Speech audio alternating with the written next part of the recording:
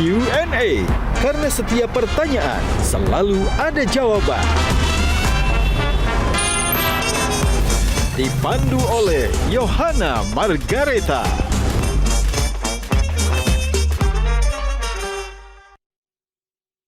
Dipersembahkan oleh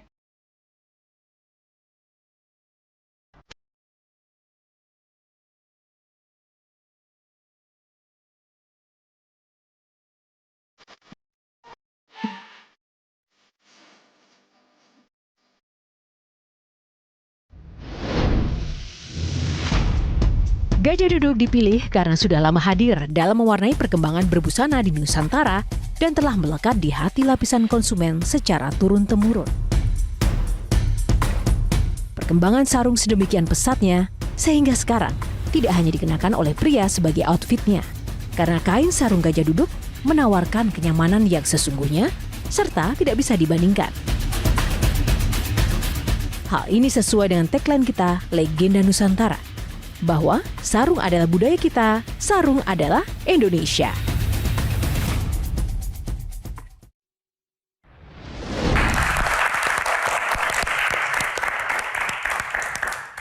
Halo, selamat datang pemirsa, apa kabar? Jumpa lagi bersama saya Yohana Margareta dalam program unggulan Metro TV Q&A, karena setiap pertanyaan selalu ada jawaban.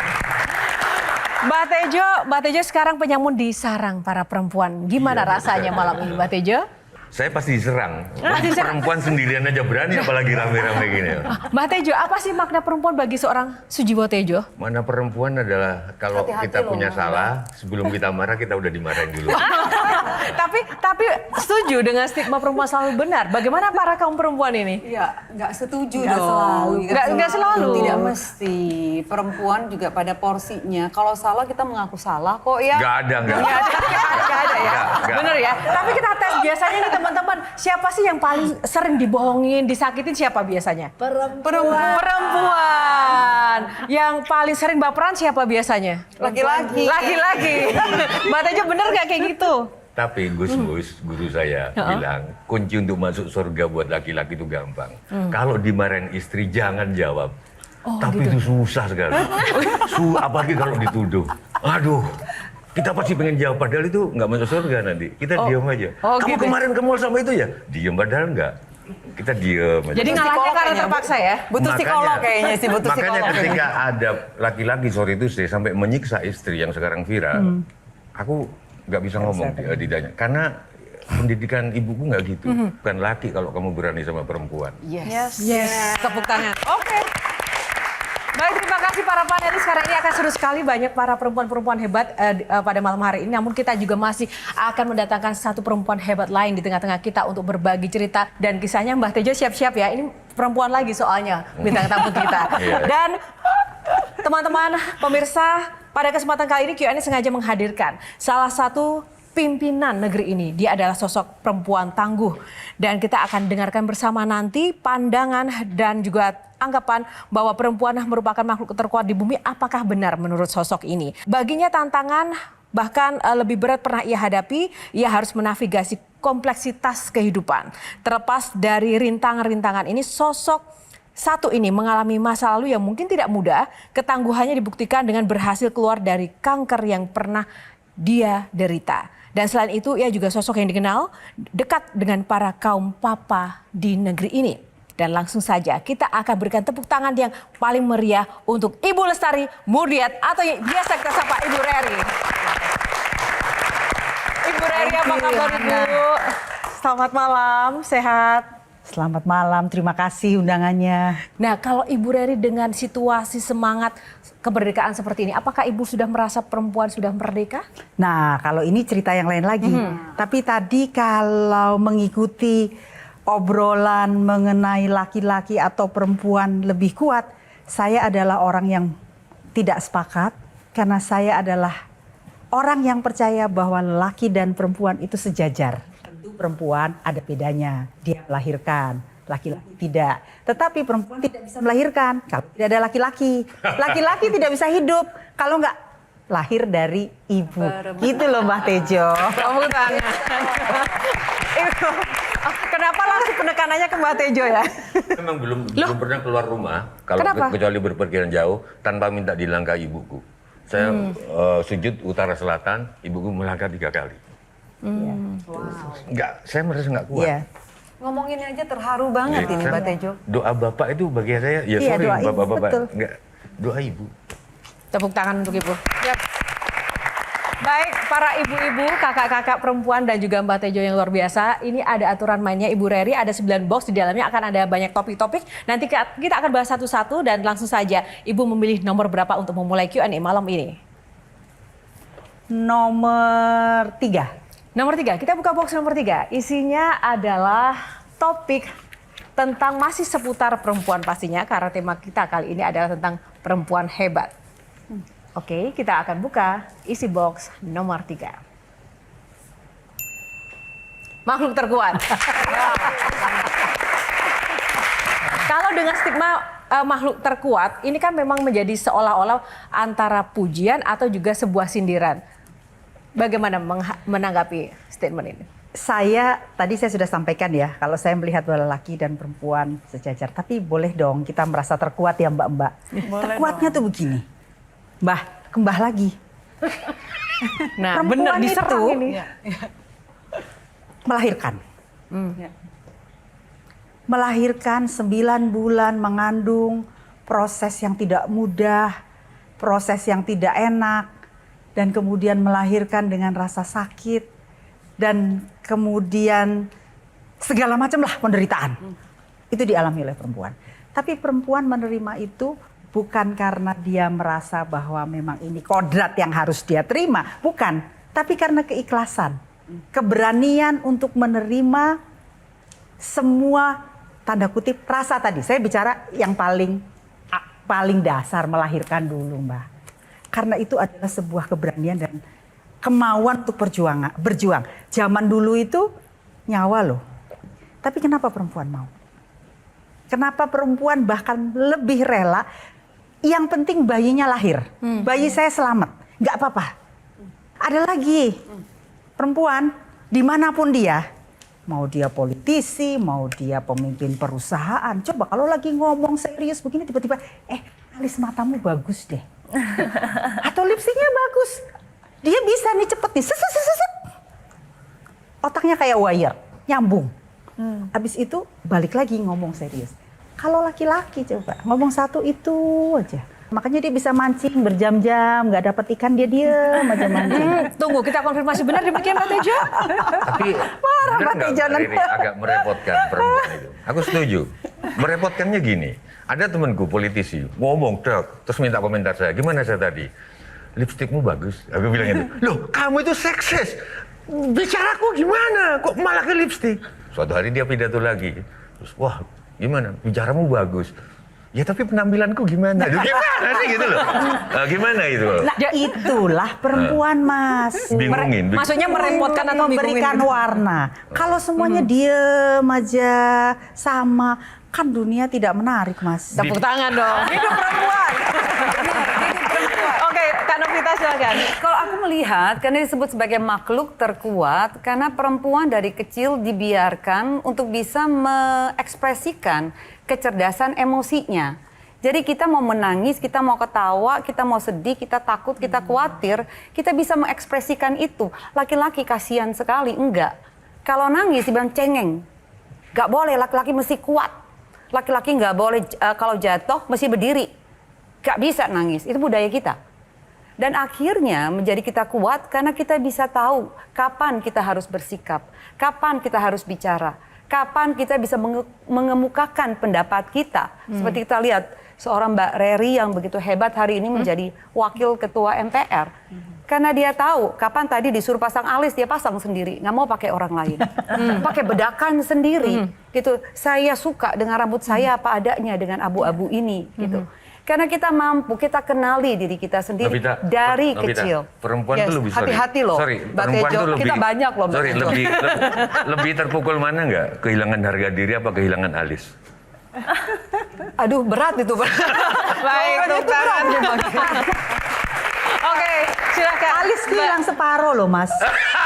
Bener, alis hilang separuh, tinggal separuh alisnya karena kanker.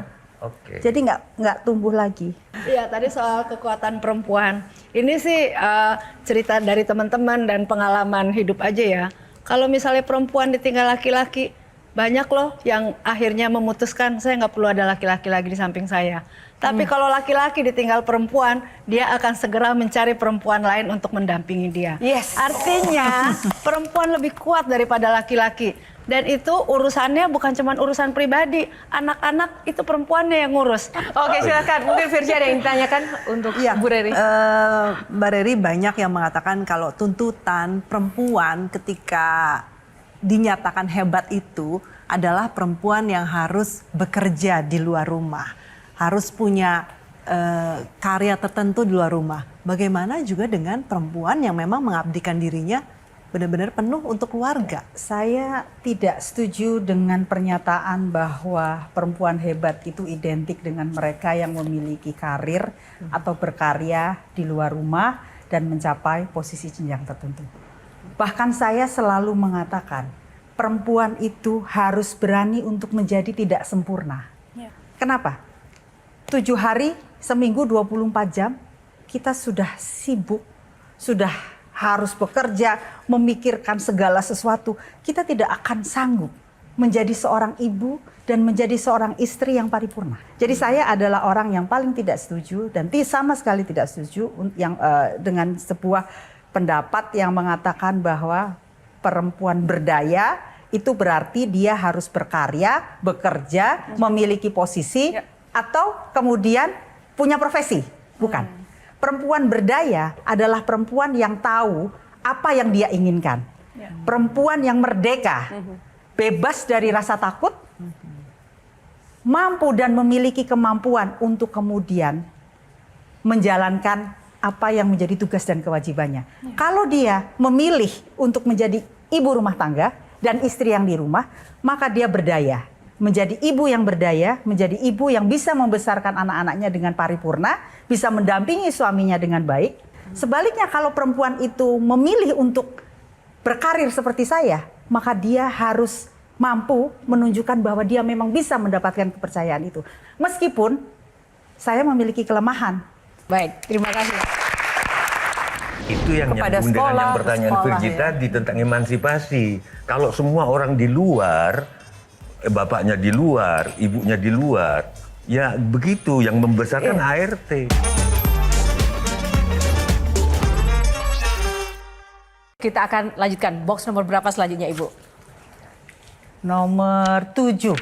Kita buka box nomor 7. Kebaya. Kita baru saja ya memperingati Hari Kebaya Nasional. Nah, gimana Ibu Reri, ini harapan nih bahwa kebaya bisa jadi identitas yang mungkin tidak setahun sekali ya bisa kita gunakan sama-sama Iya, begitu. setuju karena kalau buat saya kita bicara kebaya itu sudah beyond fashion. Sudah bukan lagi kebaya sebagai sebuah tren, sebagai sebuah mode saja. Tapi sesungguhnya kalau kita bicara kebaya, kita bicara sebuah perjalanan kehidupan bangsa. Kita bicara di situ sebuah nilai. Kita bicara di situ sebuah arti. Bahkan cara kita berpakaian, cara berbusana itu sebetulnya menunjukkan bagaimana kita mendudukan diri kita. Nah, dari kebaya kita bisa lihat. Di samping kalau kita bicara dalam konteks Indonesia yang begitu luar biasa kayanya, ternyata Hari Kebaya yang baru saja dicanangkan dan langsung Pak Presiden waktu itu hadir, menunjukkan bahwa kebaya itu sudah hidup di negeri ini bahkan jauh sebelum Indonesia lahir. Berbagai macam kebaya. Satu sebetulnya nilai yang ingin saya sampaikan ke semua. Kita sebetulnya berbahagia ya Mbak Rahmi ya, karena sekarang ini sudah mulai ada kesadaran lagi berkebaya. Apapun itu motivasinya, mau sekedar kelihatan cantik untuk difoto atau kemudian memiliki keinginan untuk melestarikan. Tetapi yang pasti sebagai busana asli perempuan Indonesia, kita harus mengembalikan kebaya dan tentu bersama-sama berusaha agar kebaya tanda kutip tidak punah. Coba kita lihat perempuan-perempuan di India. Mereka pakai sari loh, dimanapun mereka berada. Apalagi di acara-acara resmi, itu menjadi bagian dari keseharian. Yang ingin juga saya kaitkan di sini, sadar atau tidak sadar, ketika kita kembali kemudian bersama-sama memiliki pemahaman itu dan pemikiran itu ada efek turunannya yang panjang. Secara tidak langsung memberikan dampak terhadap perekonomian. Lahirlah kemudian para pengusaha-pengusaha yang lekat dengan kebaya itu sendiri. Industri jewelry dari rumahan, penjahit-penjahit kebaya, kemudian pengrajin-pengrajin, semuanya menjadi bergairah dan mendapatkan tempat. Jadi sebetulnya kita bicara sudah beyond fashion ini. Ini adalah sebuah ekosistem. Teman-teman yang bergerak bersama-sama sejak beberapa tahun lalu dengan inisiatif Kebaya Goes to the UNESCO dan kemudian bersama-sama mengangkat kembali kebaya ke pentas nasional, bukan seperti yang kebaya dikenal dulu. Itu secara tidak langsung memberikan efek yang luar biasa. Dan jangan lupa sampai hari ini kalau kita ke Jawa, itu mbok-mbok jamu, ibu-ibu di pasar, semua pakai kebaya dengan tanpa berpikir ini goes to UNESCO, tanpa berpikir ini bagian dari mode, karena dia merasa nyaman dengan pakaian itu. Nah ini yang sebetulnya harus dipahami lagi. Kan kalau dosiernya mengatakan yang namanya kebaya itu yang ada bukaannya di depan ya, dan motif, desainnya juga macam-macam. Mengikuti perkembangan zaman, saya termasuk orang yang setuju bahwa sebaiknya kita juga mulai memasukkan. Tapi bukan itu saja. Jangan juga sampai kita kehilangan pakem. Sebagai duta Indonesia, wajah Indonesia, melihat identitas Indonesia dalam kebaya seperti apa? Jadi sedikit cerita Ibu, waktu itu satu kata yang saya bisa deskripsikan tentang kebaya, bangga. Karena kali pertama saya waktu itu pakai kebaya di Polandia waktu itu untuk kompetisi mewakili Indonesia. Ketika saya turun bis dan semua orang itu langsung menatap kebayanya.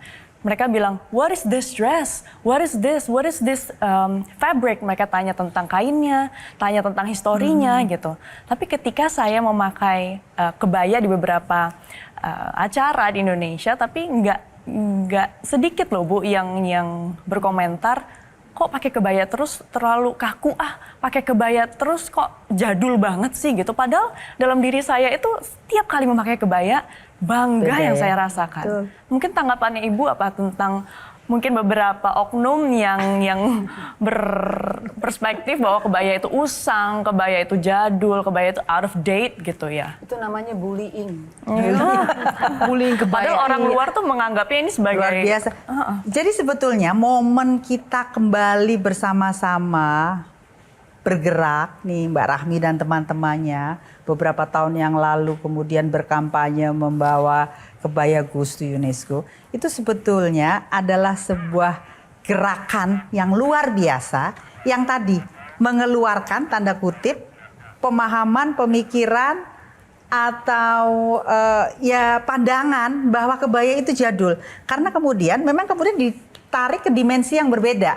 Dimensinya menjadi tren, dimensinya menjadi fashion. Nah, saya harus mengatakan bahwa untuk hal-hal tertentu, mau tidak mau ini adalah bagian proses yang memang harus dijalankan ketika kita mau melakukan pelestarian. Apalagi zamannya sudah berbeda. Kadang-kadang kita tidak bisa memungkiri bahwa memperkenalkan kembali, ini kan kita memperkenalkan kembali, mensosialisasikan itu diperlukan langkah-langkah memang yang populis. Kalau yang pakai ratu-ratu, para influencer, kemudian sosialita, itu otomatis akan menciptakan sebuah tren tersendiri, ya, atau dianggap menjadi sebuah tren yang nanti akan diikuti. Buat saya itu sah-sah saja. Buat saya itu sah-sah saja karena sebetulnya justru kalau saya pribadi melihat, kita berterima kasih loh Mbak Rahmi, karena teman-teman akhirnya menjadi ada keinginan, ada ada rasa untuk makin mau Semangat. menggunakan. Beberapa tahun yang lalu mungkin memang terjadi ya, tapi mudah-mudahan kalau sering-sering pakai kebaya nanti, terutama anak muda, karena mengerti, mereka akan lebih banyak. Tapi Mbak Reri, izin bertanya, ini bicara tentang tadi ini parenting. Tapi kalau kita lihat dalam kenyataannya pola pengasuhan anak-anak dari orang tua diserahkan 90% kepada orang lain. Ya. ART, kepada pengasuh, Itu yang kepada nyambung dengan sekolah, yang pertanyaan sekolah, Virgi ya. tadi tentang emansipasi. Kalau semua orang di luar, bapaknya di luar, ibunya di luar, ya begitu yang membesarkan ART. Betul. Tergantung. Akhirnya Aku Nggak begitu Mbak Tejo. Hah? Nggak gitu fungsionalnya sebenarnya kalau berbicara tentang perempuan secara reproduksi biologis kita nggak bisa pungkiri bahwa kita berbeda. Bicara kesetaraan hak dan kewajiban hal yang berbeda. Tetapi kalau bicara pola pengasuhan anak di sini, ini saya yakin anak-anak waktu kecil juga dibantu dengan ART, dibantu dengan pengasuh dan lain sebagainya.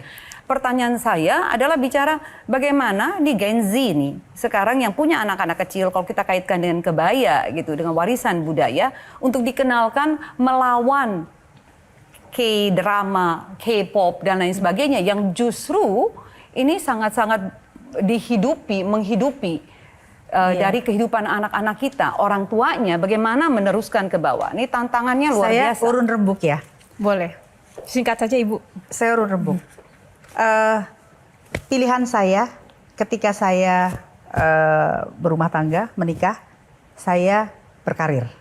Dengan begitu ada konsekuensi. Anak saya dibesarkan oleh tentu bantuan orang lain. Ini Mbak. Orang lagi ya. Orang-orang, ini Mbak. Kebetulan Mbak di rumah itu 27 tahun. Mereka lebih takut sama Mbak daripada sama saya. Ya. Tapi di sini bukan berarti kemudian kita melepaskan begitu saja.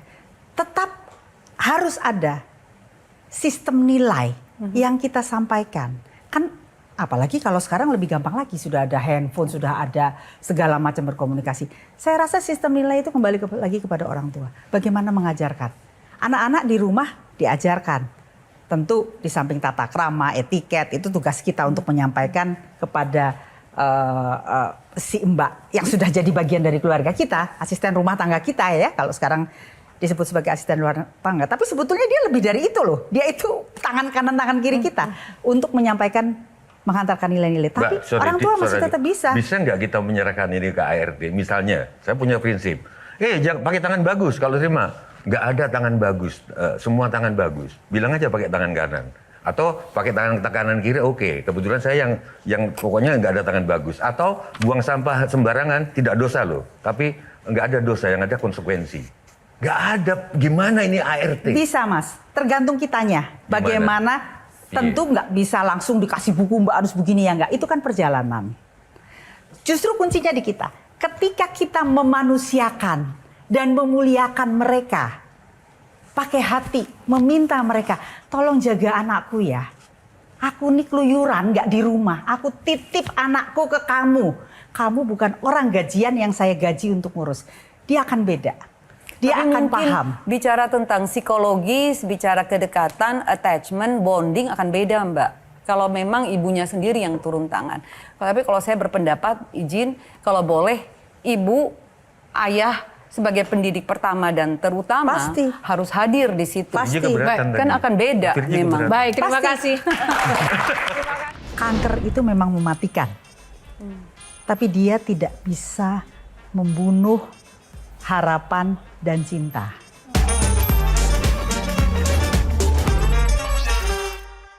Kita akan masih lanjutkan nanti pembicaraan dengan box selanjutnya. Nomor berapa Ibu? Reri? 1. Kita buka box nomor 1. Survivor. Ibu Reri sosok pejuang. Ini menarik sekali. Ibu Reri bicara soal kita tidak boleh kehilangan harapan, tidak boleh kehilangan kepercayaan. Apakah itu juga yang menjadi salah satu value Ibu bisa survive dari kanker? Ya. Iya, kan kita tadi bicara mengenai survivor kanker ya. Saya pernah membaca dan itu terus-menerus saya pegang dan selalu saya sampaikan. Karena salah satu kegiatan saya setelah saya pasca pengobatan bergiat ya, antara lain di dalam beberapa pertemuan-pertemuan, melakukan konseling atau sosialisasi bahwa kanker itu memang mematikan. Tapi dia tidak bisa membunuh harapan dan cinta. Kalimat itu saya pegang. Kanker memang menakutkan, kanker memang bisa mematikan. Tapi kanker tidak akan pernah bisa membunuh harapan dan cinta. Bagaimana Ibu menjalani hari demi hari ketika Ibu harus berjuang dengan sesuatu yang mematikan itu? Jadi saya mungkin adalah orang yang beruntung. Saya mengatakan beruntung ya, meskipun mungkin ya tentu sedih ya. Ibu saya meninggal di usia yang masih sangat muda, 51 tahun 1 bulan. Ibu saya meninggal karena kanker. Dan saya hidup bersama beliau 10 tahun. Jadi beliau kena kanker umur 40, meninggal 51 tahun 1 bulan. Saya masih remaja lah, masih SMP. Beliau itu meninggal, saya belum menikah. Belum lulus malah. Meninggal persis di hari saya ujian. Umur saya masih 21 waktu itu. Tapi saya melihat bagaimana ibu saya berjuang selama menderita kanker. Dan dia ada satu kalimat yang dia tulis. Begitu saya dikasih tahu dokter saya kena kanker, yang saya teringat saya langsung kata-kata ibu saya. I'm singing not because I'm happy, but I'm happy because I'm singing. Saya bernyanyi bukan karena saya bahagia, tapi saya bahagia karena saya bernyanyi. Maka engkau harus terus bernyanyi. Itu yang saya lakukan. Kita punya kanker, ya sudah mau apa? Tuhan membuat garis hidup kita, lahir, mati. Itu 2 hal yang tidak bisa kita hindarkan. Ya. Hanya caranya, kalau memang sudah umur, jatuh, kejedut, pergi ya pergi. Karena memang itu Tuhan menginginkan itu. Yang saya lakukan adalah saya berdoa, Tuhan berikan saya kesempatan, berikan saya umur untuk melihat anak-anak saya. Dan saya hanya minta, berikan saya kekuatan untuk melewati ini semua. Saya sering ketemu penderita menghina nggak? Penderita kanker atau survivor? Belum, bukan. Sebelum lewat ya penderita kemudian survivor. Yang masih mengalami. Ya. Gitu. Bukan kalau autis kan nggak boleh dibilang penderita, gitu loh. Ini boleh ya? Boleh, nah, boleh. Beberapa penderita kanker rata-rata ngelentruk. Ngelentruk itu Loyo. Lemes. Tapi ada beberapa yang kuat, termasuk beberapa tahun yang lalu saya pergi ke Den Haag mengunjungi Rima Melati. Itu istrinya Frans Tumbuhan, dia di Den Haag. Oh iya, istri beliau juga, putra beliau juga baru di wisuda di Groningen ya, kemarin di Belanda, studi lingkungan. Dia ceria, padahal kuku-kukunya udah hitam. Habis kuku-kukunya udah hitam, nyambut saya, ceria Mbak Rima Melati gitu. Nah kuncinya apa untuk punya harapan? Nah, kalau dibilang nggak sakit, ya nggak juga. Ya gimana ya, sendok nih, kalau kita makan nih, Mas Tejo, kan coba ambil sendok rasain di lidah. Ya begitulah rasa kita makanan. Selama proses pengobatan. Seluruh makanan? Seluruh makanan, gak ono rasane. Ada satu peristiwa, dan kemo kan, saya mengalami, saya 2 tahun, saya udah gak bisa ngitung lagi berapa jarum suntik yang masuk ke tubuh saya dengan segala macam. Sampai suatu hari, kalau nggak salah tinggal ke-3 atau ke-4 begitu, pagi-pagi, tahu-tahu saya udah ngeletak gitu di kamar mandi, suami saya udah coba pegang aja. Udah bangun gitu. Ya kata, kan saya gemuk katanya, lu kan berat, gue gak bisa gendong, dia bilang. Jadi sempet gudubrak, saya sempat manggil, dia pegang, dia karena kita tiba-tiba bisa kehilangan, dan itu ada hal-hal yang tidak bisa kita jelaskan. Contoh. Kehilangan daya gitu. Kehilangan daya, bahkan cara berpikir. Karena begitu kerasnya obat-obatan yang masuk suatu hari. Jadi salah satu yang membantu saya ketika lagi dikerem. Kan kalau habis dikemo kita harus dikerem. Jangan-jangan kita sakit meninggal bukan karena kena kanker. Tapi kena flu. Karena kita kehilangan imunitas. Ya.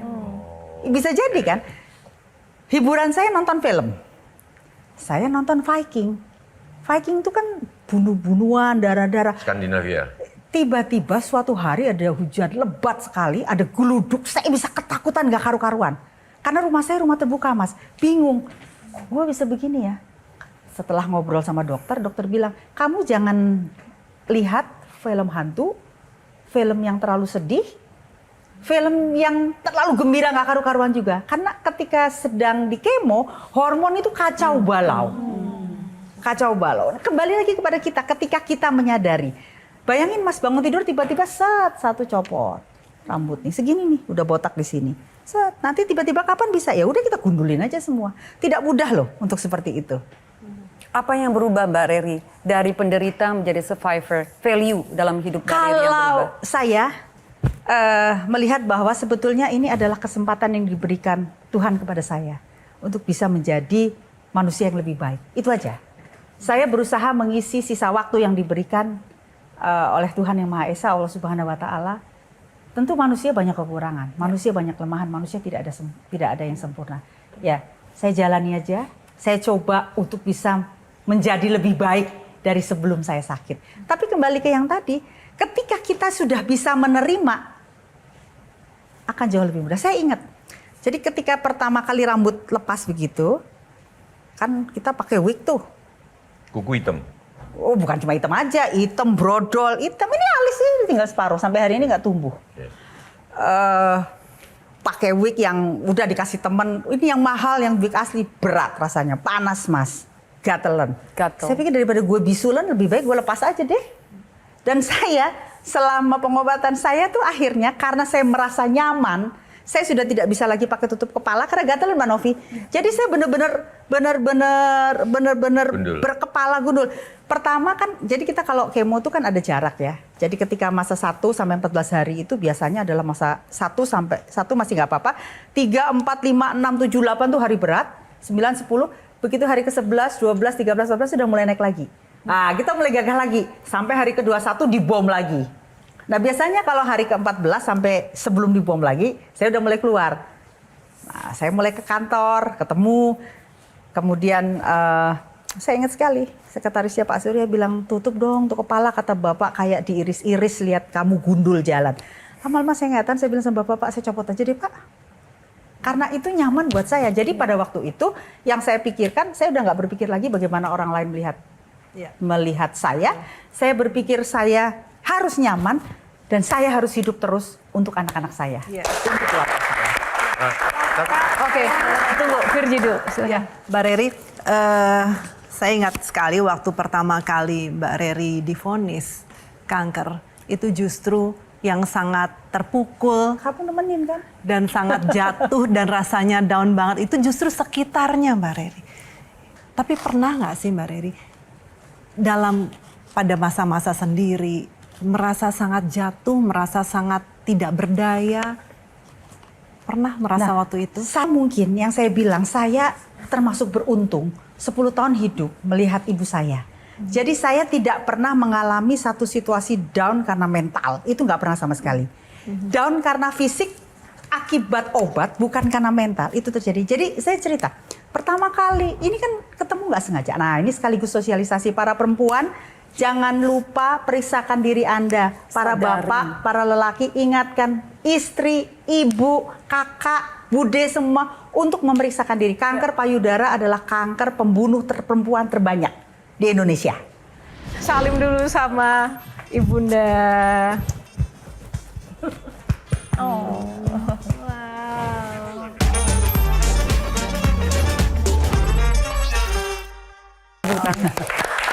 Silakan Mbak Rami. Kami kebetulan kuliah di universitas yang sama.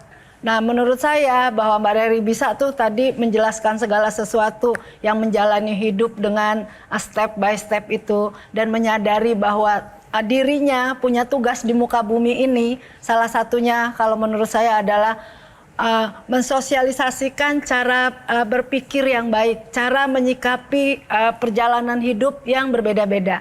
Mudah-mudahan kalau ini bisa kita sebar ke anak-anak tadi, ke ibu-ibu juga yang lain, ke para penderita kanker juga, itu akan memberi manfaat yang luar biasa. Baik, terima kasih. Luar biasa sekali untuk box kali ini. Masih ada box perjuangan inspirasi lainnya. Silakan Ibu, pilih nomor berapa? Nomor 8. Nomor 8. Nomor hoki. Nomor hoki. Kali nyamat. Kali nyamat. Baik, saya sering melihat di media sosial dan di setiap kesempatan, Ibu selalu menggaungkan tentang sosok Ratu Kalinyamat. Siapakah sosok ini? Jadi kalau ini ceritanya agak panjang. 2013 saya ke Jepara. Kemudian saya berjumpa Wakil Bupati Jepara waktu itu, almarhum Bapak Subroto. Bercerita bahwa Pemda Kabupaten Jepara sudah 2 kali mengajukan kepada pemerintah Republik Indonesia agar seorang tokoh dari Jepara, Ratu Kalinyamat, menjadi pahlawan nasional. Saya tahu Ratu Kalinyamat, tapi bukan sebagai pahlawan. Saya cuma bilang, Mas itu kan diketoprak, Mas, ketopraan. Jadi kalau zaman dulu tuh ketoprak tuh kalau Ratu Kalinyamat tuh terkenalnya itu gelap-gelap, terus rambutnya panjang gitu. Dan ada mitos, nanti Mas Tejo pasti lebih banyak sih, tapi Topo Wudro ya Mas ya. Nah itu yang dikenal. Ketertarikan itulah yang membuat saya banyak berkenalan dengan kawan-kawan. Masih lingkupnya di Jepara, ada seorang tokoh di Jepara yang menekuni Kalinyamat. Lalu memberikan banyak catatan ke saya baca, saya bilang wah ini layak sekali untuk dikedepankan. Kemudian saya diberitahu penolakan terhadap Ratu Kalinyamat itu karena antara lain yang pertama harus bisa dibuktikan ini mitos atau bukan. Ketika saya berziarah saya merasa ini gila. Ini makam ada papannya diresmikan oleh Menteri Pendidikan dan Kebudayaan Daud Yusuf. Kemudian ada foto Presiden Soekarno tahun 50-an berziarah. Masa ada presiden berziarah ini tokoh fiktif ditolak oleh pemerintah. Akhirnya ditemukan di Porto, di sebuah gereja tua, ada dokumen resmi. Di situ tertera 8 dokumen baru yang menyebutkan bahwa ada namanya Reinhard de Jepara, Senora Ponderista Erica. Ratu perempuan berkuasa kaya raya sangat ditakuti di Jepara. Bahkan di dalam dokumen itu tergambar dengan jelas Ratu Kalinyamat itu mampu memimpin raja-raja dari Aceh sampai Hitu, belum ada NATO loh zaman itu. Dia bisa membuat fakta pertahanan pan-islamik memang karena negara-negara Islam yang dia kumpulkan untuk bersama-sama bersepakat menjaga perairan Nusantara supaya Portugis tidak masuk. Gini loh, ayo. Bisa ngirim pasukan 15.000 ke Aceh, bisa ke Ternate karena pasukan Sultan Cirebon, Banten bisa disatukan 5. Terus saya bertanya, mungkin nggak Mbak karena nggak ada cinta ini? Berarti kalau betul ini lebih besar dari Cleopatra. Nggak mungkin mereka mau ngebantu Verji kalau nggak karena daya cinta, karena pasti cantik. Dia memang memiliki daya, dia memiliki kemampuan diplomasi yang luar biasa. Oke. Saatnya kita next box Ibu, biar lebih semangat lagi. 5. Nomor Box favorit. nomor 5, nomor favorit. Baik, kita buka box nomor 5. Sahabat Lestari. Ibu Lestari ini juga memiliki banyak sahabat-sahabat yang selalu setia menemani sosok Ibu Lestari dalam menjalankan tugasnya sehari-hari. Kita akan lihat sosok yang satu ini. Saya rasa kiprah beliau harus diapresiasi dan sangat layak untuk diapresiasi sebagai salah satu perempuan Indonesia, pemimpin perempuan di Indonesia yang memberikan pemikiran-pemikiran dan gagasannya baik kepada komunitas maupun masyarakat luas. Terima kasih Ibu Lestari Murdiat dan selamat untuk penghargaan Bintang Mahaputra yang baru saja diterima. Salam hangat Ibu Lestari Murdiat. Ini sosok yang selalu setia bersama Ibu. Dia adalah tokoh difabel yang saya kenal sebelum saya menjadi anggota legislatif. Dari Mbak Anggi saya justru banyak belajar dan berkenalan dengan lingkungan, networking, dan komunitas. Dari Mbak Anggi lah saya kemudian memahami secara nyata persoalan. Jadi bukan cuma dari baca atau sekedar ketemu, tapi betul-betul mendalami. Dari situlah kemudian saya bertekad ini adalah salah satu yang harus kita perjuangkan. Dan kemudian saya minta bantuan Mbak Anggi untuk mendampingi sebagai tenaga ahli. Kami juga memiliki salah satu testimoni lagi sahabat Ibu yang luar biasa. Coba kita akan dengarkan sama-sama karena di sini juga ada sebuah harapan yang ingin disampaikan. Di pundakmu panggul amanah, suarakan hati mereka yang teramat gelisah. Di tanganmu tergenggam ikhtiar membelai mereka yang terabai. Di akalmu tertata rencana, wujudkan asa mereka yang terlahir papa. Di langkahmu meski kadang tertatih, segenap hati kau coba sirnakan rasa pedih. Dan ku yakin di setiap hela nafasmu, terhatur doa bahagia untuk kami yang mencintaimu senantiasa. Terima kasih perempuan merdekaku, sungguh ku bangga padamu, Mama. Siapa ini? Ibu tahu siapakah dia? Mengenali suara ini? Mama. Mama? Anak saya. Oke, langsung saja kita akan panggilkan sosok yang satu ini, silakan. Yeay. Silakan.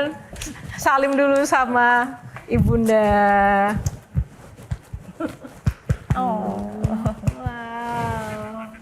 Boleh berdiri aja Ibu dan juga Adik. Mungkin boleh berkenan di sini. Adik, apa yang ingin diungkapkan langsung ke Mama? Mama adalah pahlawanku. Mama adalah sosok yang aku selalu lihat dan menjadikan patokan hidupku. Dan pesan-pesan Mama aku selalu bawa sepanjang hidup. Ini anak yang ini anak besarnya. Saya lahir dia 7 hari saya udah kerja. Tanggung Gigi. Nah, Dinda, bagaimana Dinda melihat ibu dan anak Tadi terakhir dengerin kata-kata Dek Kiki ya? Dek Kiki? Iya, langsung sebutin Mama, aku kayak udah gak kuat.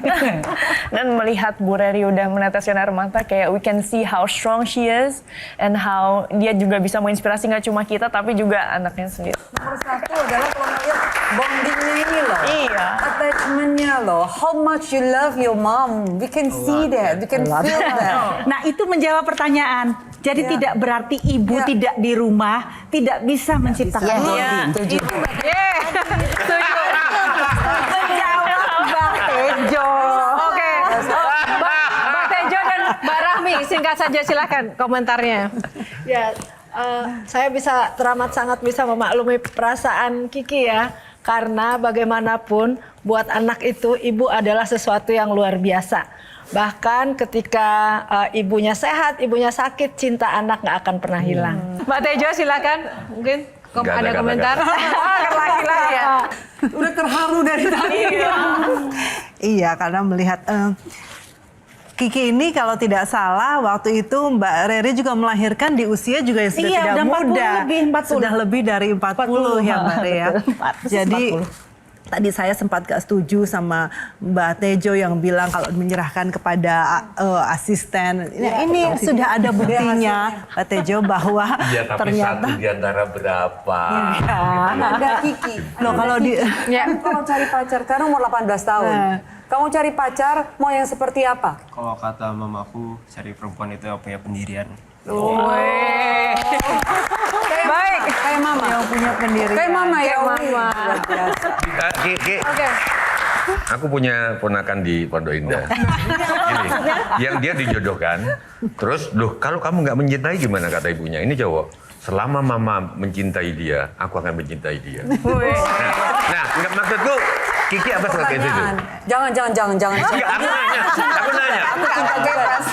Ya, enggak, tapi masih ikutin peraturan dari rumah. Bukan peraturan, seperti arahan cari perempuan yang punya pendirian. Pasti Mama bakal setuju. Jadi, Oh keren banget. Ya begitu. Oke, sekarang Dek Kiki gitu kan. Apa harapan yang ingin disampaikan untuk Mama? Karena kan Mama adalah sosok yang sibuk, banyak harapan masyarakat ada di pundak beliau begitu. Sebagai anak apa ya mungkin pesan atau harapan yang ingin disampaikan ke Mama? sebagai anak Mama Papa laksanakan aja tugas-tugas Mama. Karena aku tahu kalau misalnya Mama punya kebaikan, kepentingan.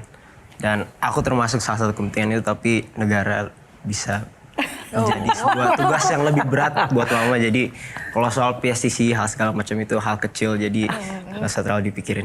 Terima kasih ya. Terima kasih untuk teman-teman panelis dan semoga ini menjadi salah satu inspirasi bagi kita semua. Perempuan bisa merdeka dalam mengakses apapun ilmu pengetahuan dan juga menjadi apapun yang bisa bermanfaat bagi orang banyak. Entah itu dia menjadi ibu rumah tangga, menjadi wanita karir atau menjadi orang-orang yang menjadi pribadi yang bermanfaat. khususnya menjadi support system yang terbaik bagi pria. Dan terima kasih untuk Anda yang juga sudah menjadi support system bagi Q&A malam hari ini, sudah menyaksikan Q&A pemirsa yang ada di rumah dan juga teman-teman di studio. Terima kasih, tepuk tangan sekali lagi.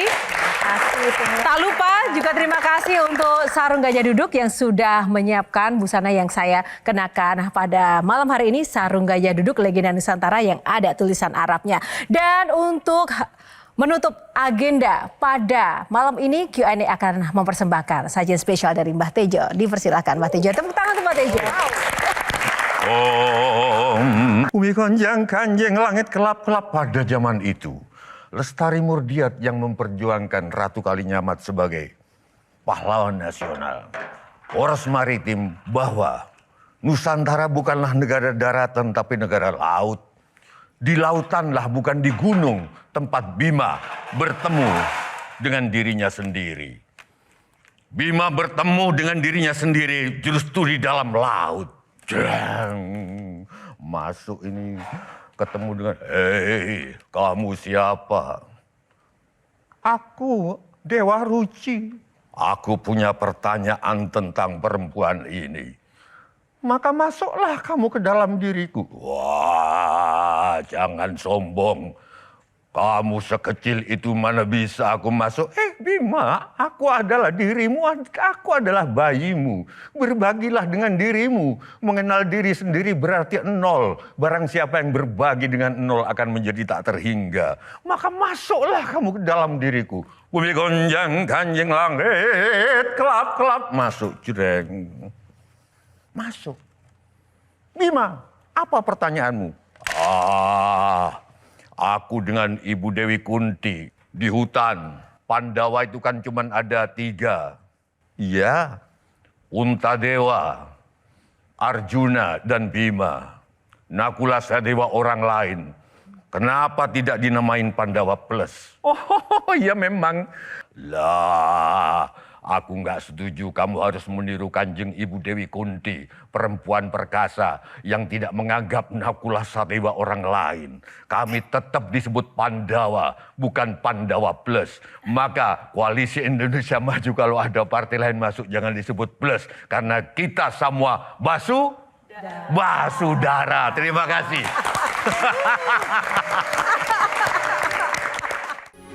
Metro TV.